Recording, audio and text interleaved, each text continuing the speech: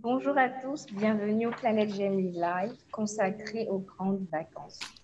Nous le savons, la période des grandes vacances, tous les parents sont en quête d'idées d'activités, de tout ce qui pourrait bien occuper les petits enfants durant ces vacances. Alors, nous avons Frida avec nous. Bonjour Frida, Bonjour. tu vas bien? Oui, tout va bien. Je suis contente d'être là. On attendait ce mercredi avec beaucoup d'impatience. Et il Merci. reste encore la moitié des vacances, donc on a des bons plans à partager. Merci pour ta présence. Alors, Frida est créatrice des ateliers de Frida et nous partagera ses astuces et idées d'activités pour des vacances saines durant ce temps de live. Alors, si ce n'est pas encore fait, vous pouvez partager ce live, taguer tous les parents à qui ce live fera du bien. Avec nous, Madame Laure Blédou. Bonjour Laure. Coucou Laurence, très heureuse aussi d'être ici avec vous, avec Frida Merci. et avec les équipes de Planète Jamlire. Et donc ravie de parler de ce sujet important pour le magazine, mais aussi pour tous les parents qu'on est, sur Ah ouais. comment occuper les enfants pendant les vacances. C'est quand même un gros sujet. Ah ouais. Alors, juste pour rappel, Laure est la directrice éditoriale des magazines Planète Gemini. Et aujourd'hui, en plus de ce poste-là, sa casquette de maman de 3 enfants nous intéressera parce qu'elle nous confiera des idées qu'on peut facilement pratiquer à la maison durant tout ce temps de vacances. Alors, je me retourne vers Frida. Frida, est-ce que tu peux te présenter pour toutes ces personnes-là qui nous suivent? Je me dis que beaucoup de personnes te connaissent, mais quelques-uns pourraient encore avoir besoin de ta présentation. Sans Oui, oublier bien. Frida et Laurence, juste sans oublier qu'on sait aussi qu'il y a des personnes qui sont connectées qui ne sont pas en Côte d'Ivoire. Donc, C'est ça. voilà, l'idée, c'est aussi de présenter. Tout à fait, tout à fait. Alors, je suis Frida, quelquefois Frida Lee, quelquefois Frida Ekra, et des fois plus rares, Frédéric Ekra. Donc, tout ça, c'est moi. Et en tout cas, la seule chose à retenir, c'est Frida, donc initiatrice des ateliers parents-enfants de Frida. Donc, pas seulement les ateliers de Frida, mais ateliers parents-enfants. Principalement, quand on parle de tout ce qui touche la jeunesse de 0 à 99 ans. Donc, c'est un petit Ah peu bon. de ça dont je m'occupe aujourd'hui. J'ai débuté les ateliers parents-enfants fin 2016 avec une envie de répondre à moi-même une de mes préoccupations de parent, c'est d'avoir trop de travail, d'avoir pas le temps, passer du temps avec mon enfant, passer du temps à créer une activité et pas seulement penser à aller manger des glaces ou aller au restaurant, enfin voilà, pas les choses classiques, sachant qu'à Abidjan, on n'a pas autant d'endroits que ça en vrai pour les enfants, pour se Occuper les enfants. distraire et pour occuper les enfants. Donc, je voulais pouvoir créer une activité ou des activités en fait qui répondraient à toutes les tranches d'âge, parce que moi, je ne fais pas la différence. Comme je dis, c'est vraiment de 0 à 99 ans et permettre aux parents d'avoir des activités clés en main pour non seulement les éduquer, parents et enfants, parce que je parle d'éducation des parents aussi, on n'est Ouais. pas des parents, Mhm. et pouvoir passer du bon temps sans avoir à trop réfléchir. Voilà. Merci. Alors, je vais laisser la parole à Laure afin qu'elle nous présente l'enjeu de ce live. Alors, Laure, dites-nous en quelques mots pourquoi un live spécial vacances. Alors, pour ceux qui ne le savent pas, dans le magazine Planète J'aime lire, donc il y a un magazine qui est destiné à donner le goût de la lecture aux enfants de 5 ans à 10 ans, on communique aussi avec les parents et on essaye de leur donner des outils pour répondre à des questions. Donc, on a une rubrique qui s'appelle tout simplement Questions de parents. Pour l'alimenter, cette rubrique, généralement, on prend les questionnements qui nous animent, nous, les parents de notre entourage, mais aussi ce qui nous remonte sur les réseaux sociaux. Et très souvent, à Planète J'aime lire, on nous approche pour nous demander est-ce que vous organisez des choses pendant les grandes vacances? Alors, la réponse est non pour cette année, d'autant plus qu'avec quand même la fin un petit peu du Covid, on ne s'engage pas encore beaucoup sur des activités en collectivité organisées dans notre bureau. Et on salue l'arrivée de Sacha Lee qui nous rejoint. Voilà. Coucou Sacha. Coucou. Ah, évidemment, l'idée, c'est de Voilà, partager du temps avec les enfants. c'est pour ça qu'il faut leur trouver des activités pour pas qu'ils nous dérangent pendant Exactement. nos lives. À tout à l'heure. Et donc voilà, c'était une question franchement qu'on n'arrêtait pas de nous poser à nous, magazine, qu'on se posait entre nous, entre parents. Je tiens à employer le mot parents parce que là, c'est vrai que c'est un live qui est très féminin, entre Laurence à l'animation, Frida qui est notre invitée, qu'on remercie encore, et puis moi-même. Mais vraiment, l'idée, c'est aussi d'associer les papas, les oncles, les grands frères, etc. Tout le monde peut jouer un rôle. Donc, on dit souvent les parents, mais nous, en fait, à Planète J'aime lire, on les appelle aussi les médiateurs ou les éducateurs parce que voilà, ça peut être vraiment tout un tas de personnes dans la maisonnée, y compris les nounous. Qu'on mentionnera aussi à différents moments du live. Donc voilà, l'enjeu du live, répondre à cette question, qu'est-ce qu'on peut faire pour occuper les enfants de façon chouette pendant les grandes vacances, sachant que c'est qu'on est dedans là déjà, hein, quasiment mi-juillet. Merci Laure. Alors maintenant que le décor est planté, je me tourne vers notre invité. Frida a déjà planté le décor. Elle nous a parlé de comment est-ce qu'il est arrivé à à organiser des activités pour enfants, mais j'aimerais bien savoir qui est Frida, qu'est-ce que tu fais dans la vie? Est-ce que tu crées seulement des activités pour enfants? Alors, Frida est à la base en finance. Donc, j'ai travaillé 15 ans en finance, j'ai travaillé dans des assurances, dans des banques, dans des agences de notation. Donc, c'est vraiment ça de formation en fait, que j'ai fait pendant 15 ans. Et j'ai commencé à faire des ateliers, ou disons, on avait commencé par les ateliers avant d'arriver à ma nouvelle vie. Pendant que pendant que j'étais en finance, parce que je trouvais que je travaillais trop. Et c'est vrai que je travaillais beaucoup, je le dis souvent quand on me pose la question. Et ma distraction, c'était de créer autre chose, mais en travaillant quand même, parce que je ne sais pas ne pas travailler. Voilà. Donc c'est un peu complexe à expliquer, mais c'est tout moi. Et j'ai toujours été très créative, en fait, depuis toujours. J'ai envie de dire, moi, je suis plus une ouvrière, comme on te me demande de me définir, parce que j'aime œuvrer pour des choses qui ont un impact, j'aime pouvoir aider, j'aime pouvoir partager, mais j'aime m'amuser, en fait. Et on a trop souvent tendance à croire que pour bien faire, il faut le faire trop sérieusement. Non, il faut bien faire, mais on peut le faire en s'amusant. Et c'est un peu peut-être ce qui nous manque aujourd'hui, après avoir fait le tour dans le monde de la finance, à apprendre beaucoup de choses à beaucoup d'adultes. Je me dis, le plus important pour pouvoir changer ou avoir l'impact que je voudrais, ce serait de revenir vers nos petits futurs génius enfants et pouvoir leur planter les petites graines, en fait, qui seraient demain les sociétés qu'on aimerait avoir, une société de créativité, des usines de transformation, que ce soit en termes d'agriculture, de technologie, tout ça. Et tout part par l'envie de créer. Et la créativité, quand on est trop dans un cadre, dans une boîte fermée, on la laisse pas s'exprimer. Donc vraiment repartir à la base et inculquer aux enfants tout ce qu'on pourrait pour leur permettre justement, enfin comme on dit, enraciner leurs racines plus profondes et pour qu'ils aient des ailes pour s'envoler plus loin. Donc, c'est un peu ça. Moi, je suis un gros mélange de tout en même temps, mais de beaucoup, beaucoup, beaucoup de créativité. Parce que pour moi, c'est ça qui va changer le monde. Merci, Frida. Alors, Laure, est-ce que on pourrait savoir pourquoi est-ce que c'est important pour les enfants?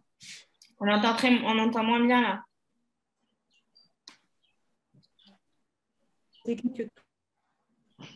Allô, Laurence? Un instant. Que Laure ait le bon son.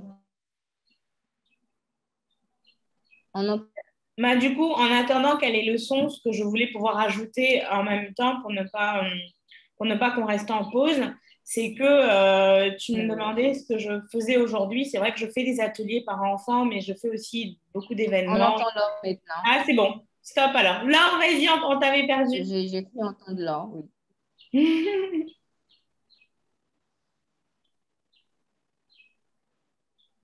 Ah non, en fait, elle est là. Du coup, alors, on va poursuivre. J'étais prête à... Allez, je reprends rapidement. Désolée pour ce petit bug technique. Je voudrais rebondir sur, à mon avis, 3 dimensions importantes pour les vacances, à la fois pour les enfants, mais aussi pour toute la famille. La première dimension très importante pour les enfants, les vacances, c'est avant tout fait pour se reposer, changer de rythme. C'est la même chose que pour nous, adultes qui travaillons. On a besoin de moments où on souffle. Donc, on y reviendra avec les conseils de fin de ce Facebook Live, mais vraiment, j'insiste sur le fait qu'il ne faut pas essayer de charger trop les enfants pendant les grandes vacances, ni en révision de l'année écoulée ou en préparation de l'année à venir, ni même en activité. Ce ne serait pas quelque part leur rendre service. Donc, voilà, pourquoi les moments des vacances, Premier point, c'est vraiment changer de rythme, leur permettre de souffler, de se reposer. Donc, changer de rythme, ça veut dire aussi un peu casser les habitudes. Donc, pourquoi pas les laisser traîner, entre guillemets, un peu plus tard au lit le matin, ou pourquoi pas, selon vos habitudes de vie, par exemple, pendant le temps des grandes vacances, les autoriser à prendre leur douche après le petit déjeuner. Peut-être pas forcément tous les jours, mais voilà. Leur montrer qu'il y a un côté qui change pendant les grandes vacances, qui est plus cool. Pour vous partager une petite anecdote, j'essaye de le faire moi tous les ans avec ma fille aînée, et une année elle m'a dit en fait les vacances on peut faire un peu ce qu'on veut mais avec des règles. Bon voilà, donc c'est un peu ça, et après en fonction de vos valeurs, de ce qui compte pour vous. Si pour vous c'est important que l'enfant ait pris sa douche et qu'il soit habillé avant d'être à table, vous gardez ça et vous lâchez sur autre chose. Deuxième chose qui est très importante selon moi comme enjeu pendant les vacances, c'est l'idée de leur permettre de partager des liens entre fratries, s'ils sont plusieurs frères et sœurs, ou avec cousins-cousines, si l'enfant est fils unique ou fille unique. Parce qu'en fait, finalement, le quotidien de nos enfants, ils sont très séparés. Oui. Chacun va dans sa classe, à l'école, etc. Et donc là, ça peut être un temps de moment partagé. Et Frida illustre ça à merveille avec des ateliers qu'elle pense pour tous les âges. Et puis, troisième piste que je voudrais vous partager sur l'enjeu des vacances, que je trouve intéressant pour nous tous, c'est de se réapproprier la maison.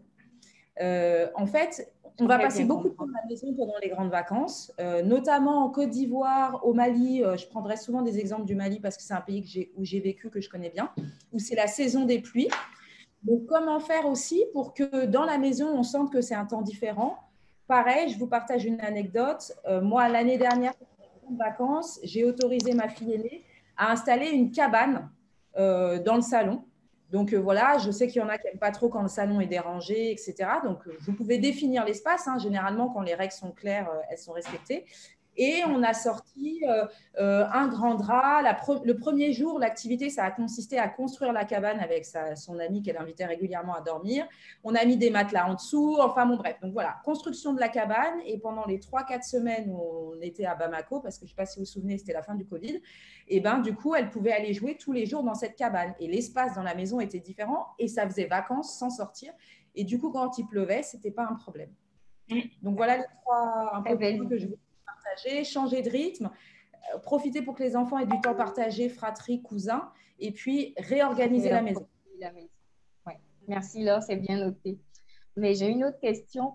Pourquoi est-ce qu'on constate que les parents, durant les vacances, ils appréhendent cette période-là? Pourquoi, selon vous? En fait, sur les réseaux sociaux, on peut bien lire des posts de parents qui disent « c'est quand la rentrée scolaire, je suis un peu débordée ». Pourquoi est-ce que, selon vous, les parents appréhendent cette période?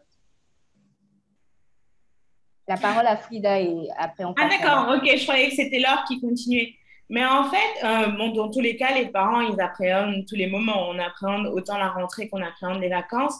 Mais tout est une question, en fait, d'organisation. Je veux dire, des vacances organisées, c'est pas le jour des vacances où on commence à y penser. Et c'est souvent ça, on est souvent pris sur le fait où on s'est dit, oui, mais l'enfant nous dit tout le temps, il s'ennuie. Oui, il s'ennuie parce qu'on n'a rien prévu pour lui. Je vous mets au défi d'être embarqué dans une activité qui ne vous intéresse pas, où les parents ont l'impression qu'il faut qu'ils fassent quelque chose, mais est-ce que ce quelque chose, ils ont réfléchi au fait que ça vous plaît vraiment? C'est pour ça que des vacances, ça se prépare. Ça se prépare parce que ce qui stresse, c'est que pendant que les enfants sont en vacances, souvent les parents ne le sont pas. Donc, est-ce qu'on a prévu le timing pour qu'il y ait quand même 2 semaines à minima? Est-ce que c'est au début? Est-ce que c'est au milieu? Est-ce que c'est à la fin? Souvent, ce que les parents font, c'est qu'ils partent en vacances eux-mêmes avec les enfants et pour eux, c'est là où les vacances commencent. Non, pas du tout. Et c'est ce que Laure a dit. Je veux dire, il suffit de répartir. Moi, enfin, elle a très bien catégorisé. Moi, je l'ai fait autrement de catégorisation d'activités. Le premier temps, c'est quelles sont les activités quotidiennes, c'est-à-dire les activités de la maison. Ça peut être dormir plus longtemps, effectivement, se lever plus tard pour que l'enfant ait l'impression comme ça qu'il y a un lâcher-prise. Le lâcher-prise est hyper important parce que le temps de l'école est tellement régulé, il est tellement stressant, il est tellement… Il faut se réveiller, il faut se lever, il faut se laver, il faut se brosser les dents. Non, faut toujours se brosser les dents. Mais il faut, voilà, faut manger à telle heure. Rien qu'en décalant, l'enfant a l'impression qu'il a une liberté qui ne lui est pas donnée pendant l'année. À ce moment-là, ça lui donne même plus envie de mieux respecter ça pendant l'année parce qu'il sait que pendant les vacances, il y aura un autre rythme. Et ça, c'est super important. Après, il y a l'activité à faire une fois. Après, c'est vous qui déterminez le rythme, mais je veux dire à minima, une fois par semaine hors de la maison. Ce qui vous permet, quand vous travaillez encore, d'organiser votre temps. Est-ce que ça veut dire que le jeudi ou le vendredi, je vais rentrer plus tôt? Est-ce que ça va être mon samedi que je vais… Parce que ce qu'il ne faut pas oublier, c'est que quand on rentre du boulot et qu'on est fatigué, mais l'enfant, il ne sait pas qu'on est fatigué. Lui, il ne vous a juste pas vu toute la journée. Donc, pour lui, c'est maintenant que le temps avec vous va commencer. Donc, lui demander, écoute, viens, on fait un programme. Quand je reviens du boulot, je me pose 30 minutes et dans 30 minutes, on commence à faire ça. Sacha est en face de moi, donc si je dis des choses qui sont pas… Je sens qu'il va me regarder. Mais en vrai, il faut pouvoir organiser son temps-là. Après, sortir une fois par semaine, ça ne veut pas dire aller dépenser de l'argent, hein, parce que chacun fait en fonction de sa bourse. Ça peut être aller marcher dehors, ça peut être faire le tour du quartier, ça peut être, je ne sais pas, tout et n'importe quoi. Parce que les enfants, on n'a pas l'impression, mais ils retiennent les petites choses qu'on a fait avec dévotion. Moi, je sais que j'ai des petites filles que j'adore, à qui j'ai demandé il y a 2 jours, qu'est-ce que vous avez fait aujourd'hui? Ce qu'elles m'ont dit, c'est qu'elles ont mangé de la crème chantilly que leur maman a renversée dans leur bouche directement. C'est ce qu'elles ont retenu de toute la journée. Ça a dû prendre 30 secondes, mais c'est ce qu'elles ont retenu. Parce que pour elles, c'était un jeu. Parce que pour elles, peut-être même qu'elles ont dérangé la maman qui était en train de faire à manger et tout ça, mais ce n'est que ça qu'ils ont retenu. Et ça, à tout âge, en fait, ça marche. Donc pour moi, ça, c'est le deuxième point. Premier point, c'est l'activité quotidienne à la maison, apprendre à faire son lit, parce que c'est bien aussi pour l'éducation de pouvoir réguler les enfants sur les choses qu'ils n'ont pas le temps de faire la semaine. Apprendre à faire son lit, faire la table, ranger ses chaussures, mais vraiment à petite dose. Hein, c'est ça, en fonction de l'âge, vous pouvez choisir l'activité en question et l'idée de la cabane, c'est très très bien pour qu'eux-mêmes, ils se réapproprient la maison. Parce qu'en tant que parents, on a souvent peur de se dire, ouais, ils sont en vacances, ils dérangent tout, ils mangent tout, et voilà, et tout. Oui, mais non, ils sont en vacances. Je veux dire, après, il faut que nous aussi, on l'assimile. Et les cousins, l'idée des cousins, moi, j'appelle ça la technique de la jachère. C'est super, parce que vous les gardez une semaine, vous les jetez une semaine quelque part d'autre, après ils tournent quelque part d'autre, et pour eux, c'est des vacances, en fait. Sauf que vous les aurez à moyenne dose, et pour la semaine où ils seront chez vous, vous leur accordez du temps. Les enfants ont juste besoin de temps et d'amour, quel que soit ce que c'est, ils vont apprécier. Merci Frida. Alors, Laure veut ajouter quelque chose? Oui, non, je rebondis sur le point de Frida par rapport à l'organisation. Pourquoi les parents appréhendent? C'est parce qu'en fait, comme le disait Frida, la plupart du temps, on n'a pas des vacances aussi longues. Donc, il y a peut-être un petit sentiment de culpabilité de se dire que les enfants vont être toute la journée à la maison avec une nounou ou bien toute la journée dans un centre de loisirs dans lequel ils ne feront pas peut-être tout le temps des choses qui les intéressent.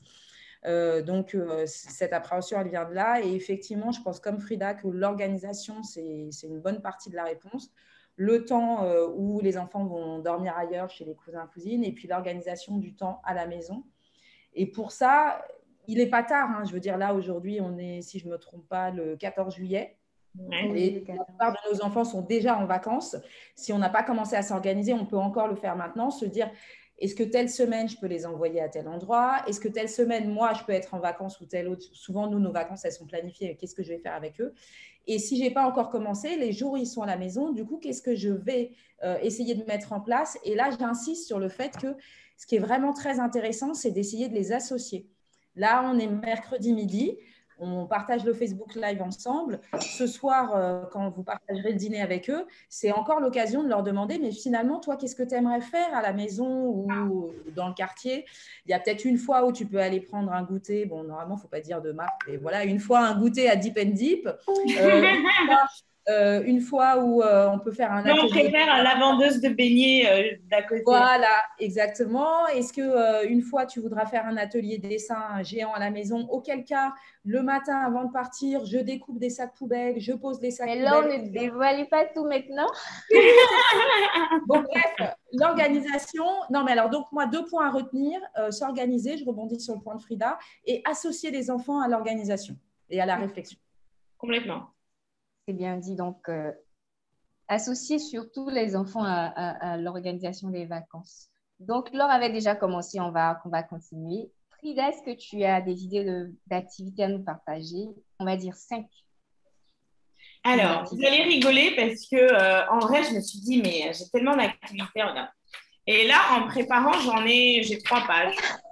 Donc, je ne sais pas comment vous allez faire pour en avoir que 3, là, ou que j'en dise que 5.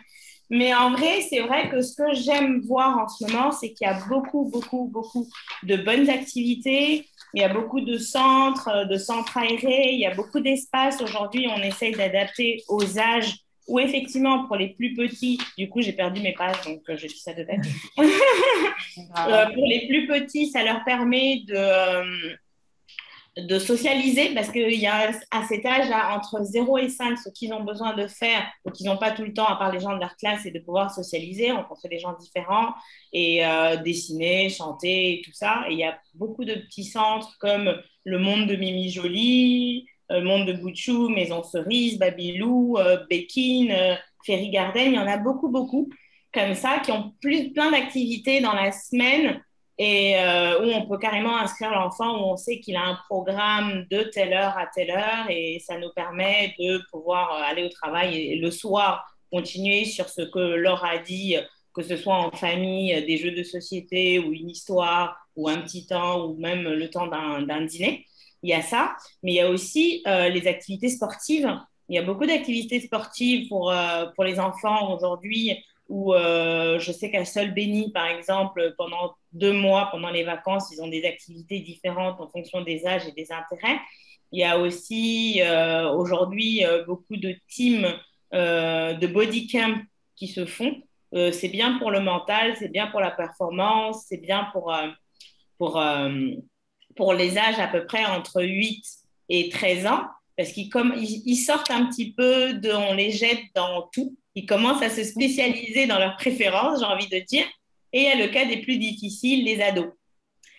Alors, les ados, ils sont difficiles au parler, mais en vrai, ils sont pareils que les autres. Ils ont juste besoin de plus d'attention, ils ont besoin de choses qui leur ressemblent. On a tendance souvent, même que ce soit des plus petits, et je reviens sur le fait que les ateliers que je fais n'ont pas de distinction d'âge, parce qu'en fait, il faut pouvoir créer l'intérêt partout. Et les ados, par contre, ils aiment bien dire je n'aime pas avant d'essayer. Donc, pouvoir les titiller en fait dans leurs intérêts et pas leur imposer quelque chose. Oui, mais toi, tu ferais mieux d'aller courir un peu, tu as pris des kilos. Non, ça ne va pas marcher. Si on part en leur parlant tout de suite de façon très négative. Et je sais qu'il y a par exemple Leïla Yatassai qui avait commencé l'année dernière, elle avait une superbe maison pour ados où ils se retrouvaient à la Riviera, c'était ouvert pour eux toute la journée, ils déjeunaient là-bas, ils avaient du billard, ils avaient du coaching, ils faisaient du sport, ils faisaient du jardinage. À ce moment-là, ils se sentaient dans leur milieu. Donc, il ne faut pas oublier de commencer très tôt, laisser les enfants s'exprimer pour qu'on puisse plus facilement répondre à leurs demandes. Bon, j'imagine, il y en a qui demandent des fusées de je ne sais pas quoi. Enfin voilà, on ne peut pas répondre à toutes les demandes, ce n'est pas ce que je suis en train de dire. Mais être à l'écoute pour pouvoir adapter un peu le besoin. Et les ados, aujourd'hui, on se rend compte qu'on se dit, bah, s'ils ont un téléphone, ils ont tout. Oui, mais est-ce qu'on contrôle ce qu'ils ont? On ne peut pas. Et parce qu'on ne peut pas, et que ça peut soit limiter leur créativité parce qu'ils n'auront à apprendre que ce qu'ils voient ou ce qui est à la mode, il faut leur créer autre chose, il faut les responsabiliser, il faut qu'ils fassent des stages de métier. Et ça, on n'y pense pas souvent. Moi, j'ai vu il y a 2 jours une petite en CE1 qui était à l'école de mon fils, il l'a reconnue à la pharmacie. Elle faisait un stage en pharmacie, dans une pharmacie. J'imagine qu'on lui dit d'aller chercher 2, 3 médicaments parce qu'elle sait lire, mais c'est déjà l'intégrer dans la vie active. Aujourd'hui, ce qui intéresse un ado, c'est de gagner de l'argent. qu'est-ce qu'on peut lui donner à faire qui va lui faire gagner de l'argent, comme faire tondre un gazon quelque part où il va.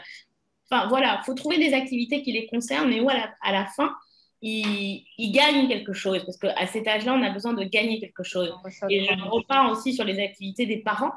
Les parents aussi, c'est des grands-enfants, c'est des enfants de quelqu'un. Ils ont besoin aussi, même pendant ces vacances, de pouvoir souffler autrement que de leur routine de travail. Donc, trouver une activité avec leurs enfants ou en cachette, et c'est ce qui arrive souvent pour mes ateliers, eux-mêmes, ils s'enjaillent en fait. Voilà, donc il y a tout plein d'activités que je pourrais poster avec des liens et tout ça. Il y a les jeux, par exemple, il y a des semaines de robotique pour intégrer les enfants à l'informatique et à la robotique.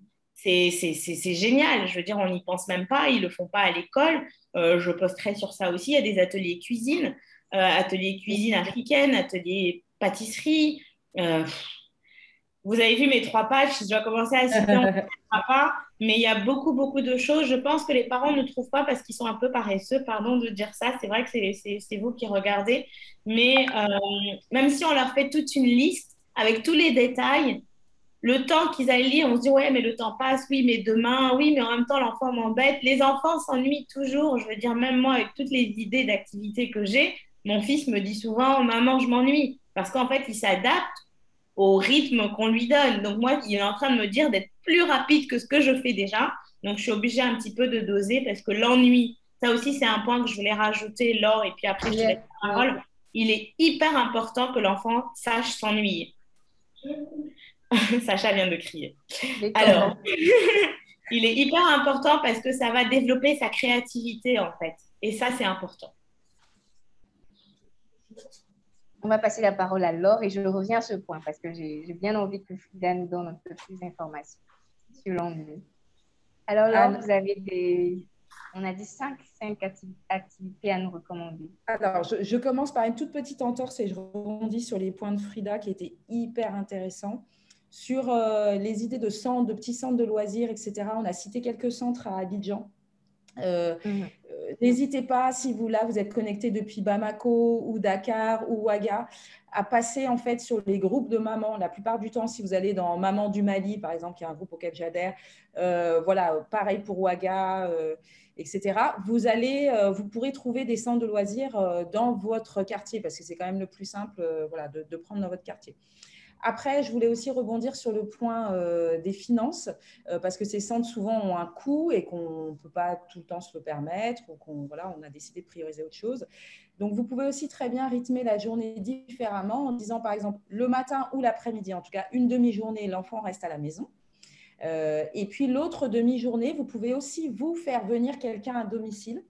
Si vous avez vous avez par exemple vous-même 2 ou 3 enfants et vous hébergez 2 ou 3 cousins pendant 2 ou 3 semaines, ça vous fait un groupe de 5 ou 6 enfants. Il y a beaucoup de professionnels qui acceptent de se déplacer pour des petits groupes à partir de 5. Et là, vous pouvez négocier le tarif. Je veux dire, ça peut être le prof de dessin de l'année scolaire parce qu'il était très bien, vous lui proposez de venir chez vous une après-midi par semaine ou tous les après-midi d'une seule semaine pour faire une activité dessin à la maison. Et comme ça, vous n'avez pas à gérer l'histoire du transport des enfants et vous n'avez pas à gérer des éventuels problèmes de déplacement, mobilisation de la voiture, par exemple. Donc ça, c'est vraiment quelque chose de très simple. Moi, je l'ai déjà fait souvent avec notamment un conteur qui était aussi prof de théâtre. Voilà, le faire venir à la maison. C'est moi qui rassemblais les enfants à la maison. Et puis, du coup, c'était pratique pour les mamans. Donc ça, c'était quelque chose que je voulais vous partager. Ensuite, je reviens sur le point de Frida par rapport à la cuisine. Elle a évoqué rapidement la cuisine. Donc, il y a la possibilité, effectivement, de faire des ateliers à l'enfant. Mais il y a aussi la possibilité de faire la cuisine à la maison. C'est une vraie activité en soi et ça rejoint le premier point que je voulais vous partager, première activité que je voulais vous proposer, qui est une activité de pâte à sel. Tout le monde ne connaît pas forcément la pâte à sel, c'est très simple. Franchement, je pense que c'est l'activité qui demande le moins de matériel possible. Il faut du sel, il faut de la farine. Vous allez sur Internet, ça mélange en 2 secondes et après, c'est un même principe qu'un pâte à modeler. Une fois qu'on a créé sa pâte, l'enfant peut créer des formes. Ce que je voudrais dire par rapport à ça, c'est qu'en fait, une activité pour un enfant, il faut la faire commencer à partir du temps de préparation et de mise en place. C'est-à-dire que si vous êtes à la maison, enfin, si l'enfant est à la maison, qu'il soit tout seul ou qu'il soit plusieurs, et que vous laissez comme consigne à la nounou cet après-midi, ils vont faire pâte à sel, et ben, les enfants, ils doivent déjà chercher le sel, le récipient, mettre l'eau dans le récipient, aller tout poser sur la table, faire la pâte, ensuite faire leur activité et ensuite ranger. Tout ceci fait partie du temps d'activité et c'est ça qui fait que votre activité, par exemple, elle va durer 2 heures et pas juste déjà 30 minutes. La nounou, idéalement, c'est bien de faire une fois avec elle de la pâte à sel pour qu'elle sache, parce que beaucoup de nos nounous connaissent pas la pâte à sel. Moi, j'ai appris à ma nounou à faire de la pâte à sel. Maintenant, elle sait en faire une activité.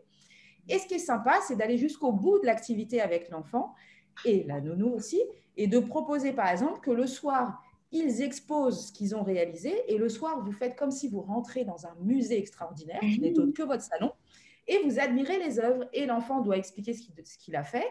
Et la nounou aussi, enfin, je veux dire, si elle est avec vous depuis quelques temps et tout, elle sera ravie de créer quelque chose aussi. Et franchement, c'est assez sympa.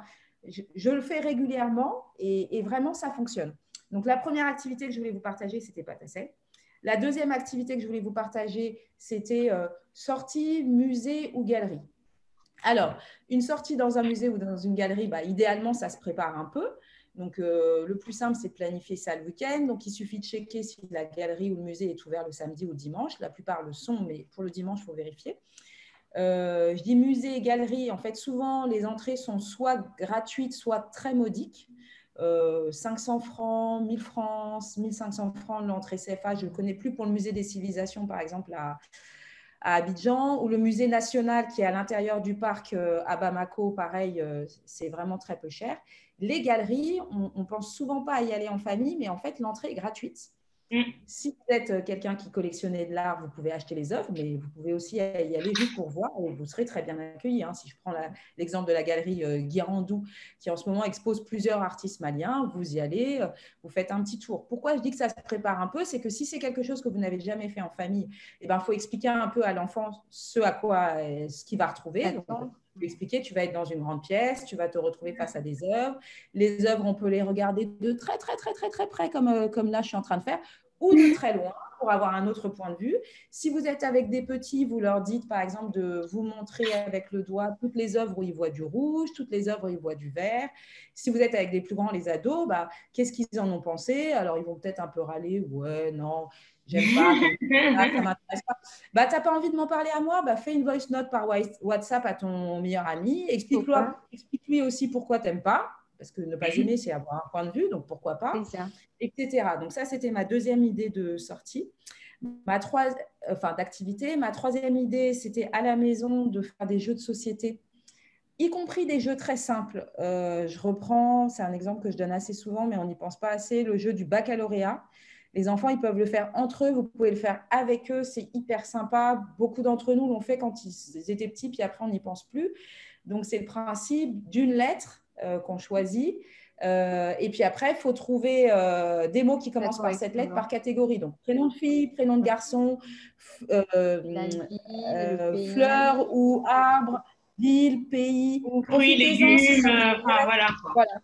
Si ça vous intéresse, profitez-en pour faire un focus Afrique. Moi, j'impose en fait de trouver un pays d'Afrique. Comme ça, c'est obligatoire. On en profite pour réviser les capitales.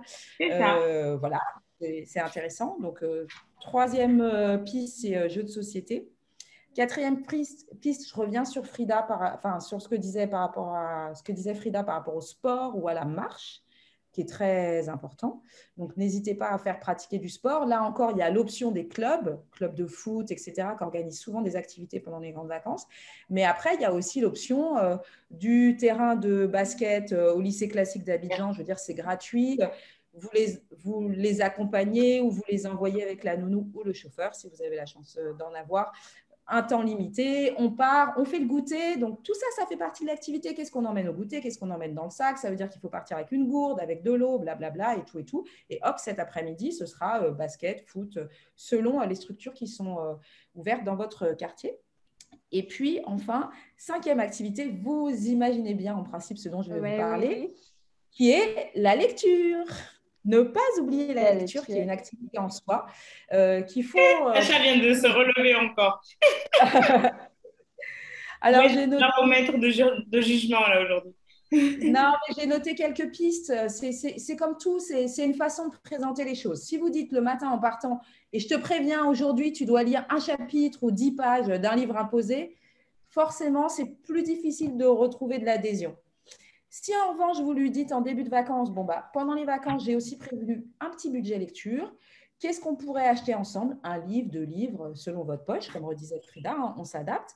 Et puis, proposez-leur des pistes. Si vous avez en plus un enfant qui n'est pas très, très lecteur, si c'est aussi vague que ça va être compliqué. Dites-lui, bah voilà, évidemment, il y a l'option Planète J'aime lire, hein, je ne me prive pas d'en parler, qui en plus, là, maintenant, on vient de sortir des livres avec un éditeur qui s'appelle Nimba. Donc, voilà, vous les avez en livre, vous les avez en magazine, nos histoires.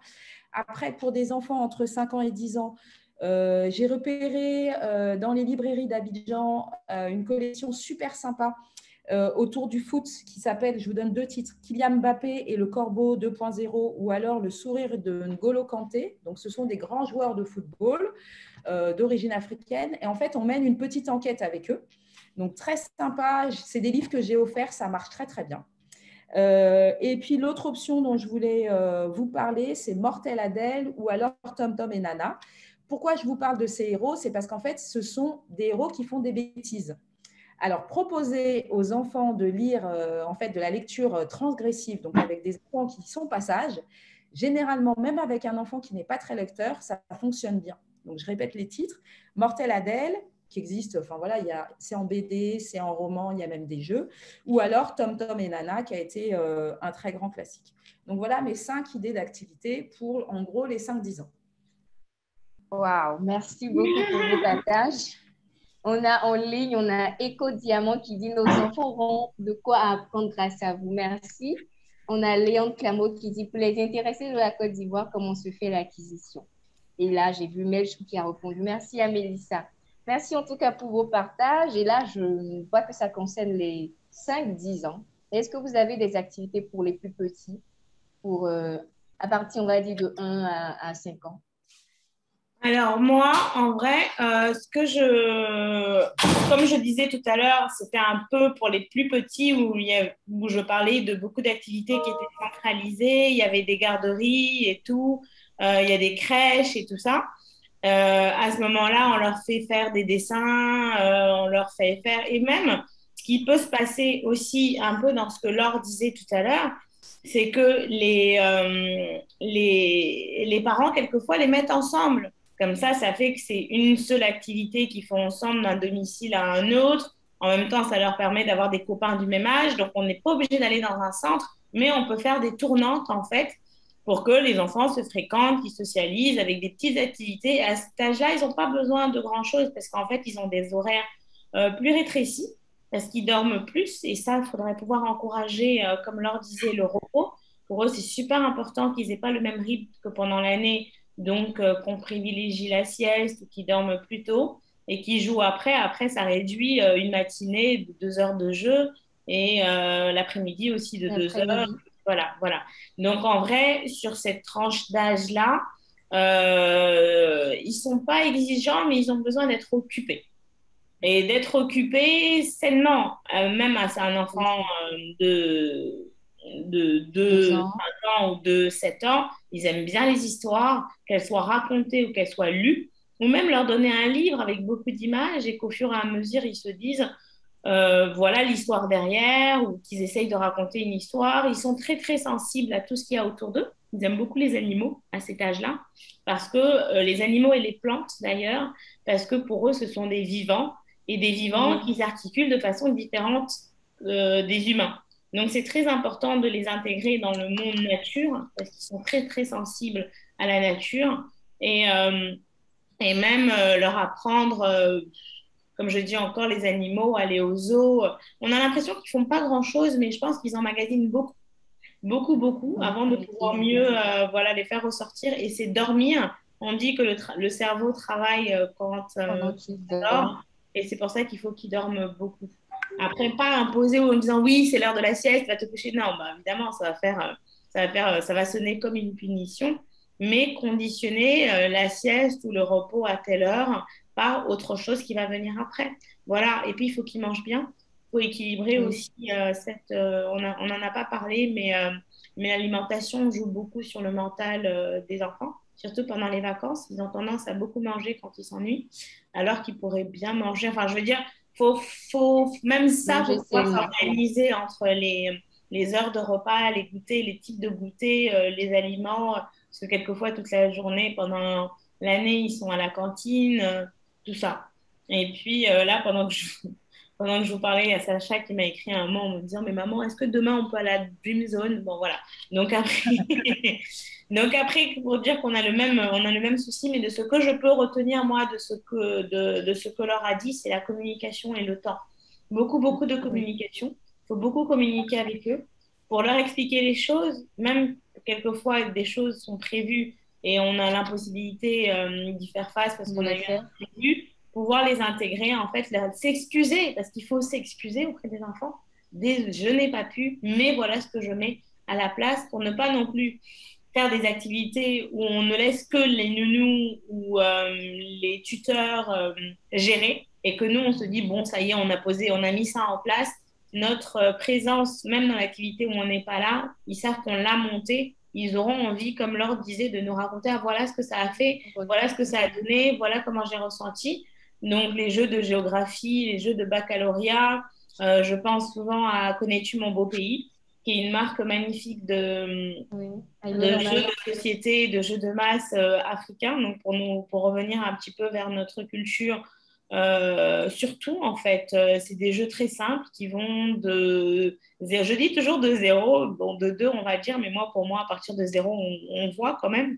Et donc, ça commence je parle toujours de ma petite graine, mais la petite graine, c'est pas quand on la voit qu'elle commence, c'est quand elle commence au Elle est fond. déjà Voilà, pleine. il faut crier l'éveil. Donc, il y a un jeu aussi que j'aime bien faire avec mes nièces, c'est qu'est-ce qu'on trouve. Le jeu de qu'est-ce qu'on trouve, c'est un jeu d'éveil et on a besoin de rien. Pas d'argent, pas de matériel, rien du tout. Si je vous dis tout de suite, qu'est-ce qu'on trouve dans une cuisine? Vous allez commander une assiette, une ananas, un ananas. Alors, en fait, c'est ça. Donc, qu'est-ce qu'on trouve? On peut le faire dans tous les domaines. Et ça permet justement d'avoir une réactivité par rapport à tout ce qui nous entoure et tout ça. Et ce qu'on n'a pas rajouté, pardon, Laure, je rajoute juste ça, Non? c'est la musique. On n'a pas D'accord. parlé de musique, mais là, C'est c'est vrai vrai. qu'on a commencé, mais la musique, c'est super important. C'est super important pour développer les personnalités. C'est super important parce que je pense que c'est la seule langue universelle. Et quel que soit le type de musique, parce qu'en général, on ne s'en rend pas compte, mais les enfants aiment la musique que nous, on aime, parce que c'est par celle-là qu'ils sont bercés. Donc, pouvoir les intégrer à un instrument, à la chanson, pas de façon formelle, hein, on veut pas forcément des académiciens, mais c'est important pour eux qu'ils aient un portail de choses à faire. Et là, quand on prend par exemple tout ce qu'on a dit aujourd'hui, on a parlé de jeux de société, on a parlé. Là, les parents se disent ah ouais, mais en fait, il y a beaucoup de choses à faire. Oui, il y a toujours beaucoup de choses à faire. Il faut juste essayer de faire avec ce qu'on a et inventer des choses parce que les enfants nous prennent pour des super-héros et ils se disent qu'on sait tout, donc profitons-en pour inventer des choses. Merci, Frida. Alors, Laure a quelques idées à nous partager pour Oui, non, les mais je voulais petits. rebondir au point de Frida avec le zéro Bien. budget. En tant que maman de plusieurs enfants, je suis sensible aussi à l'argument zéro budget. Non, je voulais dire que pour les tout petits, il ne faut pas hésiter à utiliser les objets du quotidien pour en faire un jeu. Je pense notamment, donc moi, mes dernières, elles ont 2 ans et demi. Et par exemple, manipuler des passes à linge, c'est travailler la motricité fine. Donc, bon, je veux dire, vous leur donnez les passes à linge que vous avez à la maison, vous les mettez dans un petit bol. Déjà, si les passes à linge ont plusieurs couleurs, vous leur proposez de les regrouper par couleur. Et puis ensuite, vous leur proposez de fixer la passe à linge soit sur un papier, soit sur le rebord d'un bol, etc. Et ça fait une petite activité, en fait. Donc, ne pas hésiter vraiment à utiliser des objets du quotidien et ne pas toujours se dire qu'on doit forcément beaucoup Penser. investir. Quand on Mhm. a des enfants encore plus petits que 2 ans et qu'on a envie de très bien faire et qu'on est aussi soi-même pris par plein de culpabilité en se disant mais mon enfant, il est toute la journée avec la nounou et qu'est-ce qu'ils vont faire, etc., etc. On peut acheter aussi des petites choses qui coûtent vraiment pas cher, par exemple les petits ballons de baudruche. Ça, vous pouvez l'acheter pour un tout petit, hein, même 6 mois, 7 mois, etc. Vous mettez une petite ficelle Et puis, vous lui attachez le petit ballon de baudruche au poignet, au pied, etc. Ça fait un petit jeu. Alors, évidemment, avec un bébé qui a 6 mois ou 8 mois, ça va durer 5 minutes. Mais ça peut être un petit rituel. Ça peut être un petit rituel. Et puis, c'est le début aussi pour en profiter, pour former la nounou qui est avec lui toute la journée en lui disant, tu vois, on peut aussi lui faire faire des petites activités s'il est tout petit. Je complète parce que je ne vais pas rebondir sur des choses que Frida a dites. Elle a dit vraiment plein de choses intéressantes. On avait oublié la musique, on a oublié les pulls. Très chouette aussi pour les tout petits. Hein. Il y a des pods avec 2 pièces au début, Adapté à leur âge. 3 pièces, puis 4 pièces, hein, par exemple. Donc ça, il ne faut pas hésiter. Et donc moi, les 3 activités que j'avais notées, il y a le jeu du plus haut. Donc ça rejoint un peu ce que disait Frida par rapport à qu'est-ce qu'on trouve. Le jeu du plus haut, c'est s'amuser à empiler. Si vous avez des Legos, bah, ils empilent des Legos, même tout petits. Hein, mais après, ils peuvent aussi empiler des gobelets en plastique, si vous en avez à la maison. Ils peuvent, enfin voilà, même à 1 an, 2 ans, etc. Et vous nommez le jeu, vous l'appelez comme vous voulez, hein, ou construis la tour plus grande que toi, ou le jeu du plus haut, etc. Et pareil, après, vous en faites un petit rituel. Ils sont de plus en plus fiers à arriver à empiler de plus en plus de choses. Si vous êtes à l'extérieur ou si vous avez un petit jardin, n'hésitez pas à le faire avec des petits morceaux de pierre, petits morceaux de bois, etc. Ça occupe. Déjà, il faut aller les chercher. Ensuite, il faut essayer de les empiler. Vous-même, si vous êtes présent, vous essayez de faire votre tour et donc ça va tomber, badaboum, on rigole, etc. Donc, le jeu du plus haut. Je reviens sur le dessin rapidement parce que le dessin, c'est pareil, ça fonctionne bien, entre guillemets, si on l'encadre un petit peu. Si les feutres sont soit inaccessibles, soit en bazar parce qu'ils ne fonctionnent pas, parce que voilà, on ne les a pas rangés au fur et à mesure, forcément, on ne va pas y arriver. Donc, le plus simple, c'est d'essayer de définir dans la maison où est-ce qu'on range les feuilles et les feutres. Si les enfants sont assez grands, en libre accès pour qu'ils puissent aller les chercher eux-mêmes. S'ils sont trop petits ou si vous savez qu'ils ne vont pas reboucher, etc., c'est à tel endroit, comme ça, il peut montrer, même s'il ne parle pas, il veut dessiner, il vous montre. Vous sortez les feuilles, ça fait partie de l'activité. S'ils sont tout petits, 18 mois, 2 ans, 2 ans et demi, n'hésitez pas à fixer la feuille sur la table, soit avec un petit morceau de scotch, mais après, il ne faut pas que ça déchire quand vous enlevez, soit avec de la pâte à fixe. Je ne sais pas si vous connaissez, mais voilà, ça s'achète en librairie et après, une fois que vous l'avez acheté, vous pouvez le réutiliser indéfiniment, donc c'est très pratique. Parce qu'en fait, ce qui est très compliqué pour les petits quand ils dessinent, c'est qu'ils font ça avec leur crayon et qu'en même temps, la feuille fait ça. Du coup, ça les énerve. Bon, bref. Donc, fixez la feuille ou mettez des petites choses sur les côtés pour la coincer pour pas qu'elle se déplace. Comme ça, ils peuvent dessiner plus facilement. Donc, vraiment, le dessin, c'est très important. S'ils sont un peu plus grands, ça devient un jeu. Vous pouvez fixer un thème ou ça peut être du dessin libre. Après, il y a 1001 choses à inventer sur le dessin. Et la troisième chose d'activité pour les tout petits, évidemment, c'est la lecture. Tadam. Donc, Frida en a parlé. Il n'y a pas d'âge pour se faire lire des histoires. Si vous avez besoin de conseils lecture pour les tout petits, j'ai noté 3 pistes.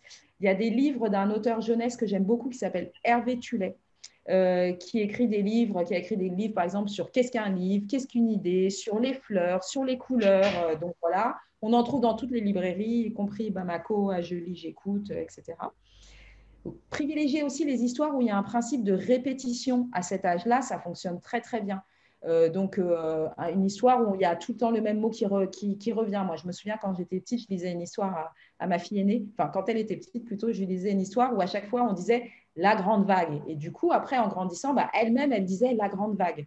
Donc voilà, là, par exemple, il y a une histoire jeunesse que j'aime beaucoup qui s'appelle Gruffalo, parce que moi, j'aime bien les histoires de monstres. Je trouve que ça fonctionne bien avec les enfants. Dans le Gruffalo, en fait, on égrène au fur et à mesure. La petite souris, à chaque fois, elle va voir un animal et elle lui pose à chaque fois la même question. Donc voilà. Et puis la troisième piste, c'est un livre pour les petits que j'aime beaucoup, qui s'appelle Si j'étais roi, si j'étais reine de Véronique Tadjo, où ça reprend le principe de si j'étais reine, je mettrais en place telle règle, ou il y aurait ci ou il y aurait ça. Si j'étais roi, je ferais telle chose. Donc voilà les 3 idées pour les tout petits. Merci Laure, c'est très intéressant.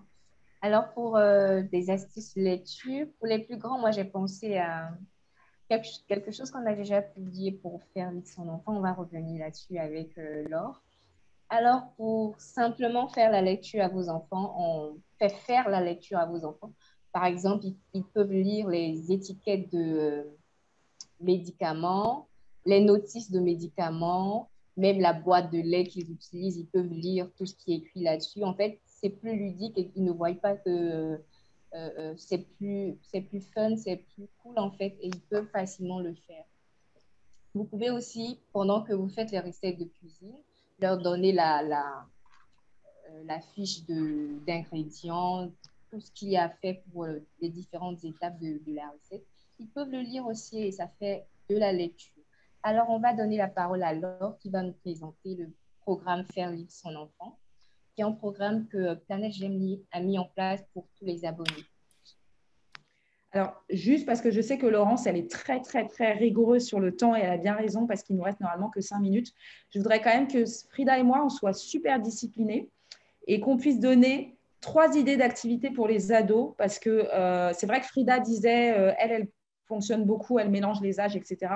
Mais il faut quand même reconnaître qu'à chaque âge, il y a un peu son défi. Et pour avoir des amis, et puis moi-même, hein, quand vous avez des très grands, l'enfant a 12-13 ans, le petit dernier a 3-4 ans, ce n'est pas forcément facile de trouver le bonheur pour tout le monde. Donc Frida, si on peut avoir juste 3 idées d'activités juste comme ça, j'ai envie de dire presque bullet pour les ados, pour les ados. Alors moi déjà, le premier point pour les ados, je l'ai dit tout à l'heure, c'est le sport. Parce que c'est là vraiment où ils se lâchent, ils s'expriment et tout ça. Après, en fonction de la discipline, en fonction de leur goût, leurs intérêts. Ça, pour moi, c'est le premier. Le deuxième, très, très important, pour moi, pour les ados, c'est le stage métier. Ça veut dire apprendre un métier. Quel que soit le métier, que ce n'est pas forcément ce qu'ils vont faire, mais que ce soit un métier manuel ou un métier un peu plus enfin, je ne vais pas dire développé, mais un peu plus intellectuel, où ça ne demande pas beaucoup de technique et tout ça, mais vraiment dans leurs intérêts. Ceux qui souhaiteraient être pilotes, qui puissent aller voir un peu comment... Vraiment aller en immersion pour apprendre un métier. Organiser pendant les grandes vacances que tu proposes, Frida, c'est d'en profiter. Exactement.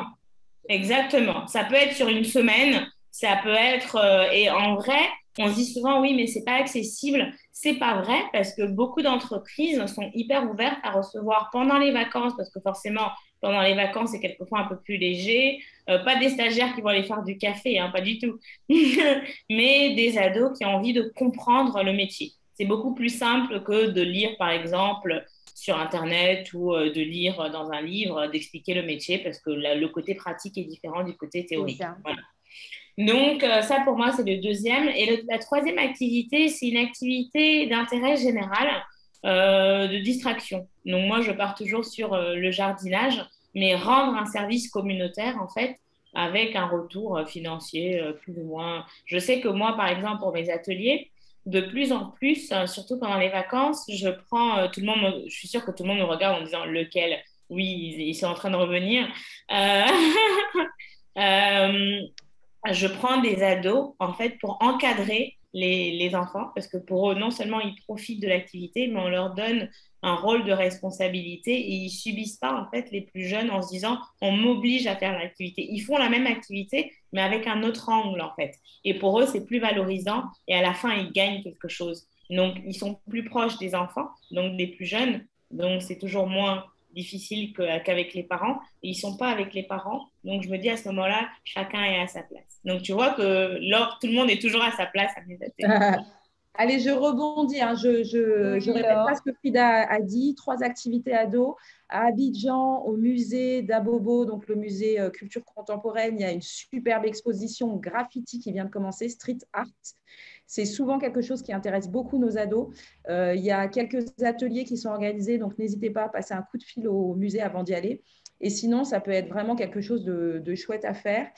À Dakar, pour revenir juste sur le point du sport, je voulais vous dire de ne pas hésiter à proposer, puisqu'il faut casser un peu le rythme pendant les vacances, à faire du sport avec vos enfants à 18h. Hein. On le sait, à Dakar, sur la corniche, à 18h, tout le monde fait du sport. Et ben, profitez-en, là, cette fois-ci, pour emmener les plus grands.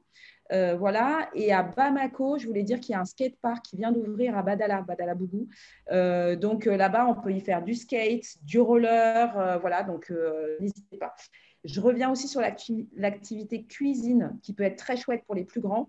Et j'insiste sur le temps de préparation avant. Ça peut commencer pour les plus grands à aller faire le marché pour aller chercher soi-même les ingrédients ou aller au supermarché avec un chauffeur. Pareil, en fonction de vos vies, vos valeurs, etc., vous adaptez. Parce que voilà, on commence par aller faire les courses, ensuite on prépare le repas et on le déguste ensemble. Ça peut vous faire une après-midi d'activité pour les plus grands. Il y a aussi la lecture. Je vais très rapidement, 3 pistes. Il y a un livre qui est sorti dans une maison d'édition qui s'appelle Lumen. Le livre s'appelle Shuri et c'est dans l'univers de Wakanda. Donc, pour les ados, c'est top. Il y a Disney qui a sorti des livres, en fait, où c'est les histoires de Disney revisitées, où, en fait, les gentils deviennent des méchants. Donc, si vos enfants ont adoré des contes de Disney quand ils étaient plus petits, ça peut être un bon moyen de les faire entrer dans la lecture. Et puis, il y a un héros super qui s'appelle Artemis Fowl. On va dire c'est voilà, plutôt que d'être dans le classique tout le temps Harry Potter, Artemis Fowl, c'est un héros surdoué qui découvre un peuple de fées. C'est toute une série. N'hésitez pas, Laurence, je sais qu'il est 13h30, donc je m'arrête là. Mais est-ce qu'il y a moyen que je rajoute quelque chose en 30 secondes? Oui, pardon, Laurence, ça veut dire qu'il y a une chose, on n'a pas parlé du tout de la télé. Parce que c'est quelque chose qu'on veut pouvoir mettre de côté en se disant il faut qu'on leur trouve des activités qui vont les éloigner de la télé. Il faut pas que ça, faut réguler en fait, j'ai envie de dire, parce que c'est vrai que pour nous quelquefois c'est une solution de facilité parce que quand on veut s'en débarrasser, on sait qu'ils sont concentrés, mais vous savez très bien qu'avec les enfants, les interdits sont ce qui attire le plus. Donc, il faut pouvoir leur donner un temps. Toute cette semaine, pas de télé. La semaine d'après, télé 2 heures par jour. Ou alors, tu choisis ton créneau horaire de télé pour tes 2 heures. À ce moment-là, il a l'impression qu'il a le choix. Ou alors, c'est télé le lundi. Enfin, vous choisissez en tout cas. Mais ne pas totalement effacer la télé de son programme. Sinon, ils vont se sentir frustrés, avoir envie justement d'aller vers cet interdit-là. Ben, en fait, Frida, tu complètes bien parce que c'est dans les derniers points que proposait Laurence, c'était un conseil complémentaire. Donc, Frida a donné un conseil télé. Je donne un conseil qui s'élargit aux écrans, c'est encadrer ensemble le temps d'usage des écrans. Le deuxième conseil, c'est, on en a déjà parlé en début de live, c'est planifier ensemble, associer les enfants à la réflexion de qu'est-ce qu'ils vont faire pendant leurs vacances. Et le troisième conseil, il est dans le magazine Planète J'aime lire, donc de juillet-août, celui de ce mois-ci, c'est fabriquer une boîte anti-ennui. C'est Laurence qui a travaillé sur cet article, ça fonctionne très bien. Quand votre enfant dit « je m'ennuie », ce qui va forcément arriver, et ben, en fait, dans la boîte, il y a déjà plein d'idées d'activités qu'il peut faire avec ou sans vous à la maison. À retrouver dans le magazine de juillet-août. Ouais. Alors, merci. On va passer la parole à Laure encore pour nous présenter un peu le magazine Planète J'aime lire pour toutes ces personnes qui ne connaissent pas le magazine. Et en même temps, faire un clin d'œil au programme Faire lire son enfant. Ouais, je vais être très rapide parce qu'après, je veux le temps que Frida ait le temps aussi de de présenter ses prochains ateliers. Moi, pour Planète J'aime lire, je dirais en 2 mots que c'est un magazine qui donne la lecture aux enfants de 5 ans à 10 ans. En plus, qu'on peut recevoir directement à l'école quand on s'abonne. Donc, c'est hyper simple pour les parents. Ça vous fait déjà une histoire de lu chaque mois avec 10 mots de vocabulaire à apprendre. Et puis, à l'intérieur, il y a aussi de la cuisine, des jeux qui développent le sens de l'observation, des blagues parce que c'est aussi une façon de travailler la langue. Je voudrais annoncer voilà, là j'ai envie de dire en live, c'est le cas de le dire, qu'à partir de septembre, on aura aussi un magazine pour les plus petits qui va s'appeler Mes premiers Planètes J'aime lire pour les enfants de 2 ans à 5 ans. On est en train de finaliser avec plein d'histoires qui sont adaptées pour eux, des imagiers pour apprendre des mots, qui se servent aussi de ce qui est utile dans notre quotidien ici sur le continent. Et puis, le troisième point que je voudrais vous partager, c'est que quand on est abonné, effectivement, automatiquement, on peut rejoindre un programme qui s'appelle Faire lire son enfant, où chaque semaine, on reçoit des trucs et astuces pour donner le goût de la lecture à la maison, faire travailler la lecture à la maison, mais de façon ludique. Voilà, plein de trucs et astuces. Voilà, c'est rapide, mais c'était ça que je voulais partager. Et je laisse la parole à Frida. Ok. Oui, alors les prochains ateliers.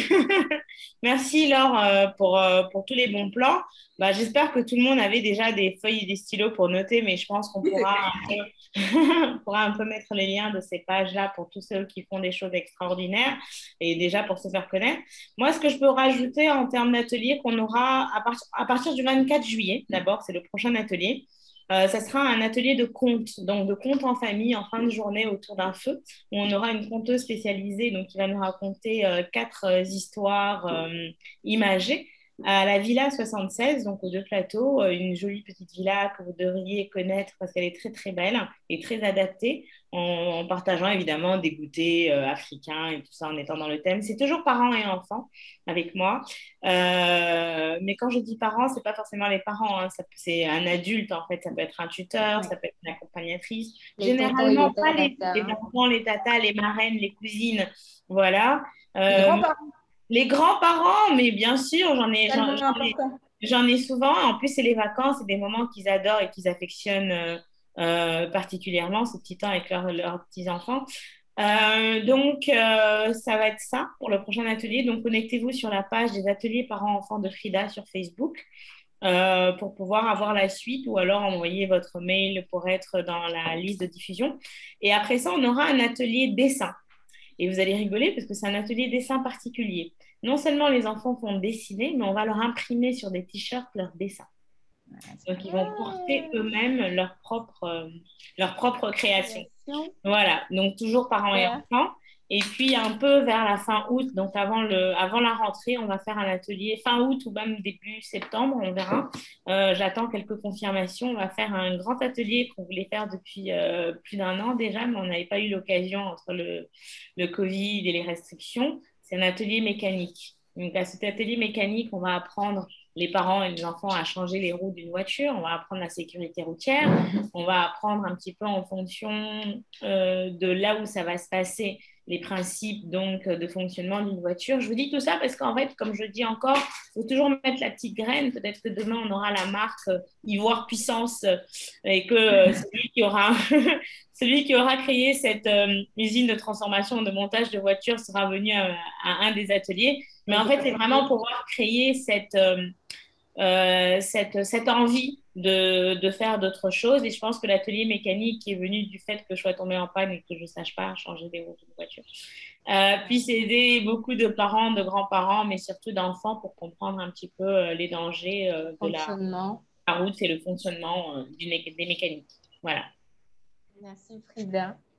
Alors, c'est déjà la fin de ce live. Nous espérons que vous avez vraiment eu votre feuille tout juste à côté pour noter tout ce qui a été dit.